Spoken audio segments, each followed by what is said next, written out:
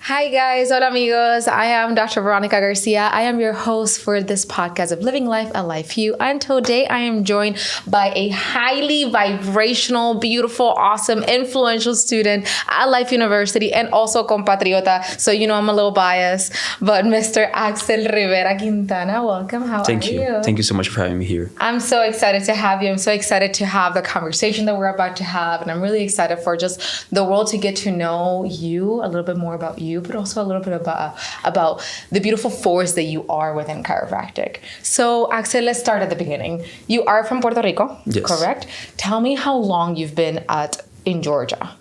I've been in Georgia for 2 years already. Okay. Yeah. So you came straight for chiropractic school? Yes, only for chiropractic. That's awesome. Tell me, why chiropractic? I was looking for a purpose in my life. I was looking for that identity that I had for that deep purpose in my life. And chiropractic has such a beautiful way to impact humanity. Yeah. And when I found it, I was 2018. I made a commitment to myself. I wrote in a paper, I'm going to be a future chiropractor, August 16, 2018. Yeah. I wrote a signature on it, and here I am. Here you are. You're close to the end. Yes. Where are you at? I'm quarter 12, so this is my last year. Ooh, 2 more quarters, 6 more months to go. Axel, what is the plan after, if you have one right now?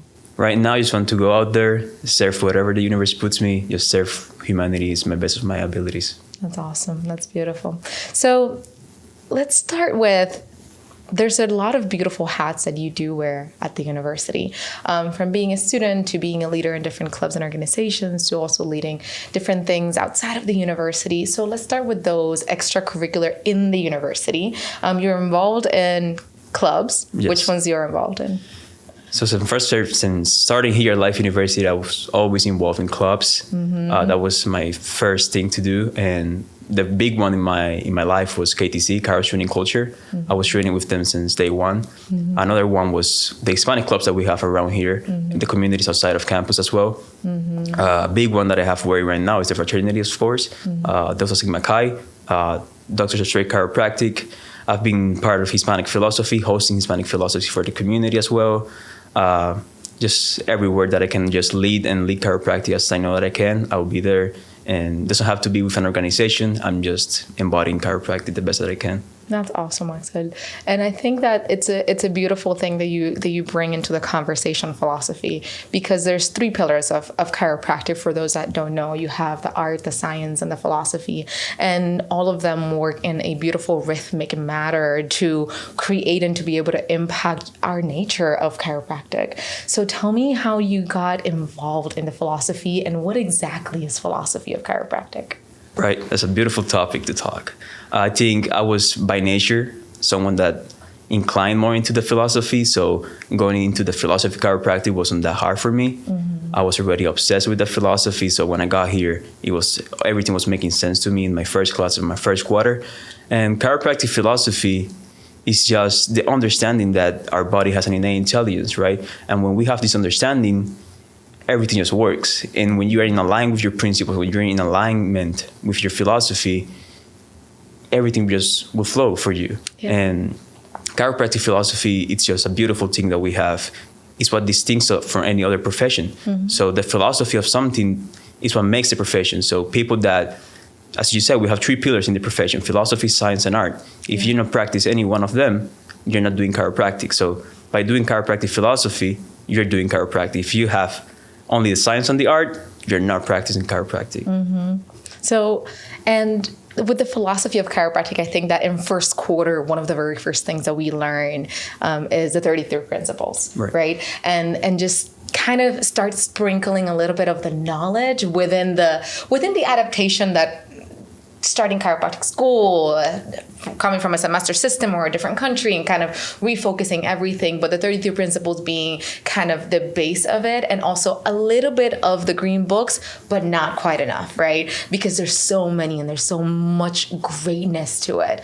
Tell me about what kind of caught your attention into that, if you could remember. I know it's been 12 quarters, but what caught your attention, and how has that evolved to today? Right. The feeling of obsession over the body, the feeling of, okay, if I master my chiropractic adjustment, I deliver the impulse in the right place, at the right time, with the right velocity, I know something greater will make this person heal. Like, it's not up to me. I'm just observing. I'm just channeling above, down, inside out. Mm-hmm. The power that makes the body heals the body. It can heal the body. So when I put that impulse in the right correction, I know deeply and strongly with the philosophy that this person's going to heal. Yeah. So I know that feeling of like being so obsessed with the philosophy to the point where I trust on a deeper level. It what made me understand and be in love with the philosophy, because it was like, okay, this is greater than me. Yeah. It's not about me. I don't have nothing to do with it. It's something greater than me. And that feeling of working for something greater is just a beautiful purpose to have. Mm-hmm. That's such an important conversation. And that's something that I aim to talk to my students often in clinic. It's not about you. You're not trying to show off something. It's not about how well you can make something snap, crackle, and pop, but how well can you integrate this body and then just step away from it and allow it to do what it was meant to and designed to do. And it's such an important conversation to have as early as pre-DC, mm-hmm. and also as late as closer to death, like in practice and everything in between, because it's all about that education and that honoring the system, to me. Mm-hmm. Tell me the process of creating like the philosophy nights, and what does that look like, and why is it so important? I think nobody talks about the philosophy. People are scared to talk the philosophy. I think people are afraid of the stand that we take as chiropractors. I think it should be, sometimes it's a position where you could be challenged a lot by the medical community, by the community that just creates our program. So it's a hard position to be in, because you have to stand and defend chiropractic and stand for your principles. So these nights are to empower people. These nights are to inspire the community and to give them the tools to defend chiropractic, not just to be showing their knowledge about the philosophy of chiropractic, but just making them feel inspired, for them to be able to communicate chiropractic with their professors, within clinic, and to understand this to a deeper level, not just on a superficial level. That's awesome. Tell me about your first philosophy talk. How was it? Tell me how did it go? What was your stand in that? I was approached in quarter 2 by one of my mentors here at Life University, David Miranda, mm-hmm. and to be a speaker for the Hispanic philosophy. And I was like, whoa, I have all this knowledge, but why? How can I send a message? Mm-hmm. And it was evolution. I was talking about evolution, mm-hmm. and not only humanity evolution, the evolution of chiropractic, and how thus we perceive that modernization is evolution when we're actually devolving, because we're stepping away from nature and we're not allowing the body to have the environment that it needs in order to adjust itself and to be progressing and evolving into a greater state of consciousness. Look at that. It's such a thought-provoking conversation, and it's so important because I think that pone la semilla, like you put the seed, right? And then from that seed, everything starts kind of evolving from there, from the roots, and then you start feeling the stem and whatnot. But understanding and seeing that perspective, that evolution in the digital world, like we see it right now, everything's like, oh, well, it's so funny. I was just talking with some of the marketing team here about, oh, well, would you get the new iPhone, or would you get the latest thing because it does all these things for you, or the goggles, or this? I'm like, but it takes you away from the feeling. It takes you away from what's happening right then and there, and it can almost put you in a silo. So how can we relate that into the body and into the way that we are kind of developing right now in society? I think humanity always looks for the path of less friction. We're always looking for the way out instead of the way through. Yeah. I love Stoicism, and Marcus Aurelius always talk about the obstacle is the way. Mm-hmm. So sometimes our prayers are on the other side of the obstacles. Mm-hmm. And with this technology and with this stuff that makes it easier to be alive and to do stuff, it's just a way to, instead of going through, going the other way around.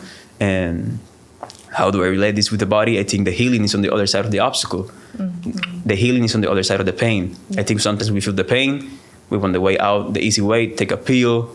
I want the chiropractor to release the pain, and we don't want to do the internal work in order to heal. Yeah. Axel, how does, now being quarter 12 and almost at the other side. How would you say your day-to-day routine has been living in alignment with the chiropractic philosophy as a student that is in a such demanding and can be stressful program? Yes, it's for sure stressful. And I think a lot of students have a really good way to have excuses not to put the work into the chiropractic profession, right? And I think when I got here, just the thought of going to clinic and not being able to provide an adjustment, I don't want to practice for my patients. I want to be able to provide a healing experience for them. So I think that just alone is an enough reason for you to train the chiropractic adjustment and to understand the chiropractic philosophy. You don't want to get into clinic and be practicing with your patients. You're there to deliver a chiropractic healing experience. So it's just having that feeling in the heart. I know that's what all the grace will have love for every student to be like here. And I think that has been lost. That essence of the training, that essence of the love for the philosophy has been lost. And that's why we cannot show up for our people. And what calls of action would you give those first and second quarter students or pre-DC students that are looking to get to clinic with that mindset, and as they continue to transition that, what call of action would you give them for them to step into that leadership and that philosophy role? You have to be obsessed. I think that's my word today. But it's really just all about obsession, because it's easy to find excuses. It's easy to say, this class is hard, I'm not going to train today. This class is hard, I'm not going to read philosophy today. But it's just, no one, when you have the tools, get the big idea and everything else will follow. If you have that big idea, don't worry, the universe know that you're putting the work. The universe will know that you're doing that work in order to help people in the future. Yeah. You're going to be blessed in many ways. Yeah. I love that. Just to be able to set your mindset and set your spirit, everything into alignment. It's such an important piece.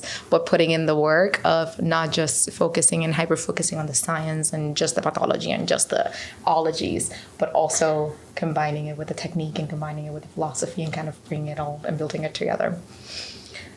I gotta ask, do you have a hero? Yes. Who's your hero? In chiropractic terms, chiropractic, as a chiropractor, I would say Dr. Brett Jones. I think he showed me the experience you can have as a human. He showed me the emotions you can feel from a chiropractic adjustment. And I came with a really analysis-based mindset to the chiropractic profession. Yeah. I didn't really understood the depth of the energetic and spiritual depth that this profession has. And on my first quarter, he provided a chiropractic adjustment to me that just allowed me to feel what it was to be a human being. And ever since that day, I've just been following, because I want to be able to provide that to other human beings. So Yeah. Brett Jones is for sure my hero in the chiropractic profession. That's awesome. That's really awesome. Well, Axel, thank you so much for your time. Thank you for coming in and sharing a little bit more about why philosophy is so important. And thank you for showing up in alignment with who you will become and who you are becoming. So I appreciate you. Your vibration are definitely vibrating the buildings. So that's awesome. Keep it up. Good luck on the last 6 months. Be awesome. Be amazing. Thank you. You're welcome. And we'll see you guys on the next episode of Living Life. I love you. Have a good day. Bye.